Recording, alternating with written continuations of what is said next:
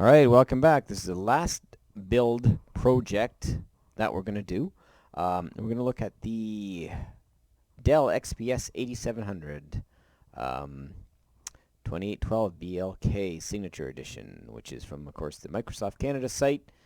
And it is an i7. This is a powerful machine. It's just a little bit over $1,000. And let's take a quick look at what it's got in it. It's got an Intel Core i7 4790, 3.6 gig, up to 4 gigahertz. So that's a nice, strong CPU there. It's 16 gig of DDR3 1600 megahertz RAM, terabyte hard drive, Windows 8.1, of course. We've got a DVD-ROM in there.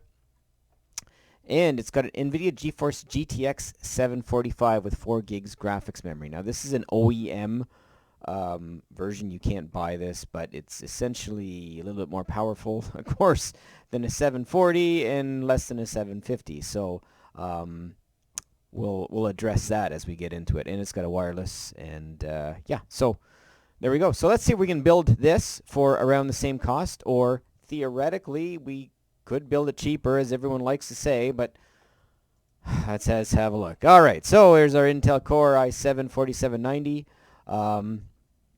We've chosen the same Asus 85M motherboard, and it's keeping costs down. Here's our G-Skill Aries.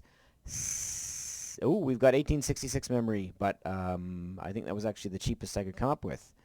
So there's a 16 gig memory combo. There's our Seagate Barracuda 1 terabyte drive. And for the Nvidia card, I thought we would pick a 740 and superclock it. We could not find a GT750 with a 4 gig memory availability, so we've had to go with the 740. But since this is a superclock version, it should perform about as well as a 745, in theory. So let's just go with that. And for the case, since you're having such a nice piece of hardware inside a case, we might as well pick a half-decent case. So I budgeted about $100 for a case, which means we'll have to buy a power supply with it as well. So I chose this one because it was a strong-looking case, and I thought for around $100, it's not got one of those nice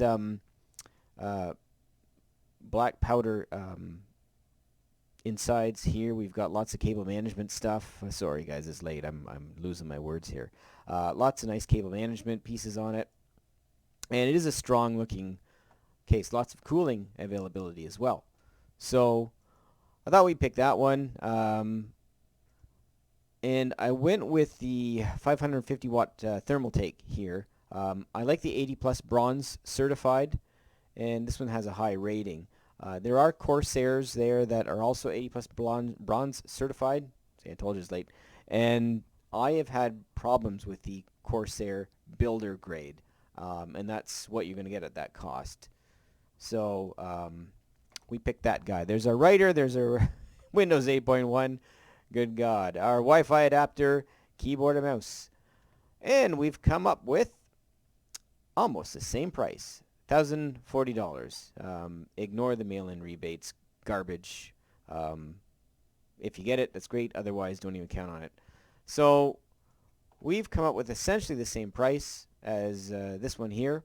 And so even with a high-performance machine, we're really not saving any money.